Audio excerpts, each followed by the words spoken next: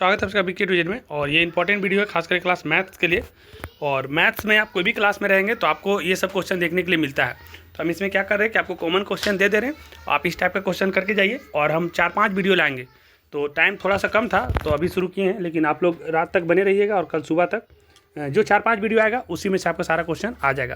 तो आप धीरे धीरे करके बने रहिए और हम आपको इसमें बोर्ड मेरे पास है ना स्मार्ट बोर्ड, तो इसमें जैसे होगा वैसे हम बना करके आपको दिखाएंगे। क्वेश्चन रहेगा ऐसा कि एक सरल कोण 180 डिग्री होता है और समकोण 90 डिग्री होता है। तो आपको सरल कोण पूछेगा तो आप 180 डिग्री लेके चलिएगा। सरल कोण पूछेगा तो आप कितना लेके चलना है, 180 डिग्री। सरल कोण पूछेगा तो 180 डिग्री, और अगर समकोण पूछा तो 90 डिग्री। ज़्यादा चांस है सरल कोण पूछने का, तो याद रखिएगा सरल कोण जो होता है 180 डिग्री का होता है। आगे बढ़ते हैं। एक समीकरण दिया हुआ रहेगा 3x बराबर 9। तो देखिए ध्यान रखिएगा कि जहाँ पर 3x बराबर 9 दिया हुआ है तो आप x बराबर जब लिखिएगा तो x बराबर लिखते हैं तो जो गुणाम होता है भागा में आता है, तो 9/3 करेंगे, काट देंगे तो x बराबर निकल जाएगा 3। तो यहाँ पर बना के दिखा दिए, आप समझ जाइएगा। उसके बाद है पूर्णांकों के योग का परिणाम सदैव पूर्णांक होता है। अगर कोई भी पूर्णांक है और पूर्णांक का अगर हम योग करेंगे तो उसका योग क्या होता है, हमेशा पूर्णांक होता है, वो ध्यान रखिएगा। उसके बाद एक समीकरण दिया हुआ रहता है 1/3 दिया हुआ है और प्लस 1/4 दिया हुआ है। देखिए जब भी 4-3 का एलसीएम लेंगे तो हो जाता है कितना, 12 है ना। और 3 को 12 भागा देते तो आता है 4, और 4 को 1 से गुना करते तो 4, और 4 से 12 में देते तो 3, और 3 को 1 से गुना करते 3, तो इसका आंसर आता है 7/12। तो इसको आप समझ जाइएगा। उसके बाद मध्य, यहाँ माध्य निकालने के लिए दिया है, तो माध्य निकालने का एक फॉर्मूला क्या होता है कि अंकों का योग बटा कुल संख्या। तो देखिए यहाँ पर अंक जो दिया हुआ है, यहाँ पर दिया हुआ है 2, 4, 6, 6, 12, 12, 8, 20, 10, 30। तो अंकों का योग बराबर लिख देंगे यहाँ पर 30, और कुल संख्या है 1, 2, 3, 4, 5। तो यहाँ पर लिख देंगे 5, काटेंगे तो आंसर आ जाएगा 6। तो माध्य बराबर 6 आप जाकर के आंसर टिक कर दीजिएगा। उसके बाद आगे बढ़ते हैं। कुछ क्वेश्चन इस प्रकार से आपको दिया हुआ रह सकता है ऑब्जेक्टिव में या मिलान करने में, कि दिया हुआ रहेगा, दिया हुआ है -30 और इसमें भागा देना आपको 10 से। तो देखिए कभी भी आप -30 को 10 से भागा दीजिएगा तो यहीं पर डायरेक्ट 10 लिख दीजिएगा, काटिएगा तो आएगा 3, तो आंसर आ जाएगा -3। तो -3 में आप इसको मिलाना होगा, तो आप इसको -3 से आप मिला सकते हैं। उसके बाद एक क्वेश्चन दिया है कि 3 × 8/7। तो देखिए 8 को 3 से गुना करेंगे तो हो जाएगा 24, और नीचे में हो जाएगा 7, तो 24/7। उसके बाद एक क्वेश्चन दिया हुआ है p/7 मतलब p/7 बराबर 4। तो देखिए p/7 बराबर जब 4 दिया हुआ है तो p/7 बराबर दिया हुआ है 4। तो देखिए इधर कुछ नहीं तो 1 मान लीजिए, तो इधर हो गया, 1 को इससे गुना करेंगे तो हो जाएगा p, और p बराबर हो जाएगा 7 चौके 28। तो जहाँ पर 28 दिया रहेगा उसको आप 28 में जाके मिला दीजिएगा। समकोण त्रिभुज में समकोण के सामने वाली भुजा। देखिए समकोण त्रिभुज कैसे बनता है समझिए। समकोण त्रिभुज इस तरह से होता है ना। तो इस त्रिभुज का जो सामने वाला जो भुजा होता है ना, ये हमेशा एज कहलाता है, यानी इसको कह सकते हैं हम लोग कर्ण। इसको क्या कहते हैं हम लोग, तो इसको कहते हैं कर्ण। याद रखिएगा इसको हम लोग कि समकोण त्रिभुज में समकोण के सामने वाली जो भुजा होता है उसको हम लोग कर्ण कहते हैं। तो कर्ण को याद रखिएगा। उसके बाद एक क्वेश्चन इस तरह से दिया हुआ रहेगा कि एक संख्या है, एक संख्या दिया हुआ रहेगा, बोलेगा उस संख्या का 1/5 है और उसमें से एक संख्या 4 घटाया जाए। तो मान लो 1/5 एक संख्या है, उसको x मान लेते हैं, जिसमें से अगर हम 4 घटाते हैं तो बचता है 3। ये बोलेगा समीकरण बनाने के लिए, तो आप ऐसे ही लिख दीजिएगा 1/5 एक संख्या जिसको x मान लेते हैं, उसमें से 4 घटाएंगे तो आता है आंसर 3।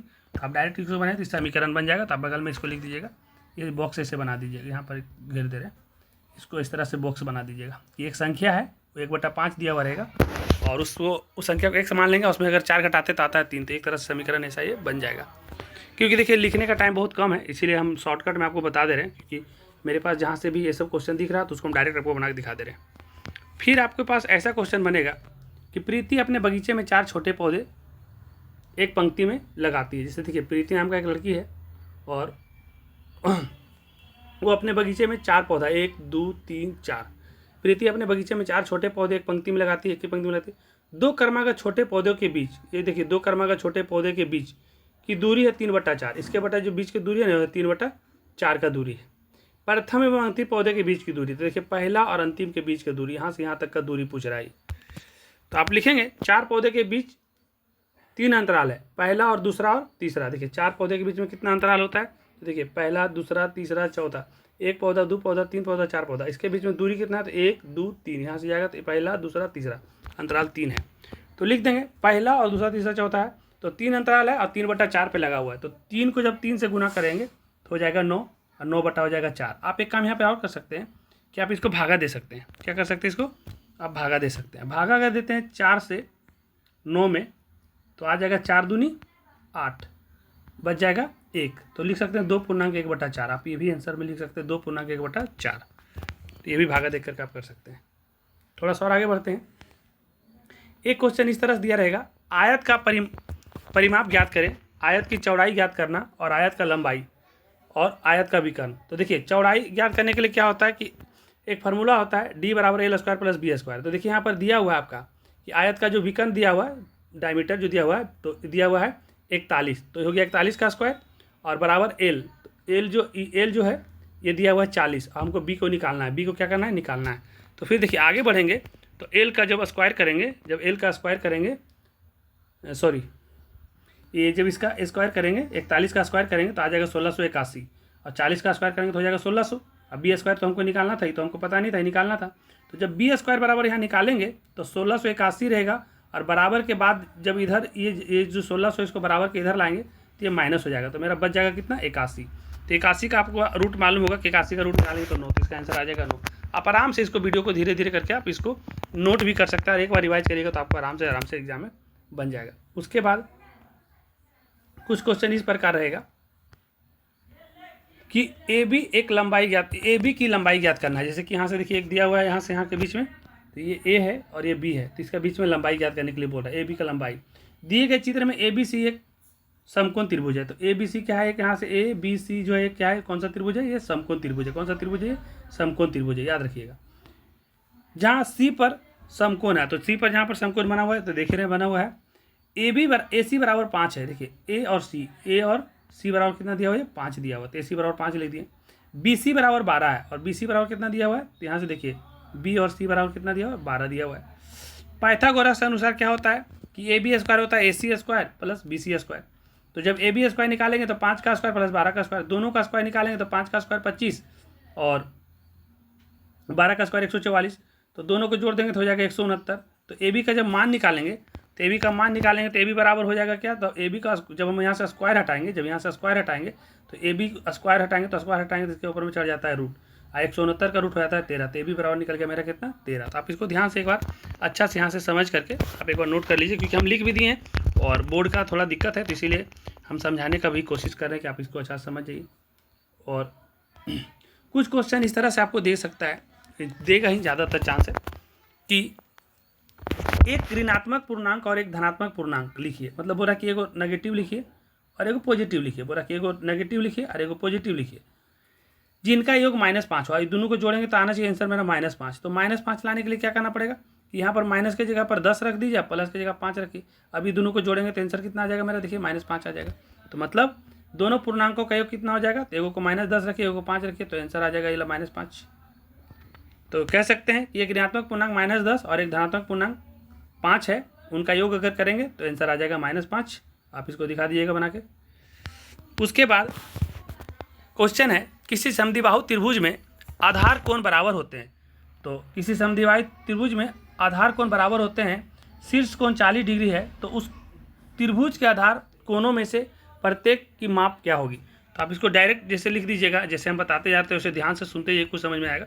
कि लिखिएगा कि एक त्रिभुज के तीनों कोण का योग होता है 180 डिग्री।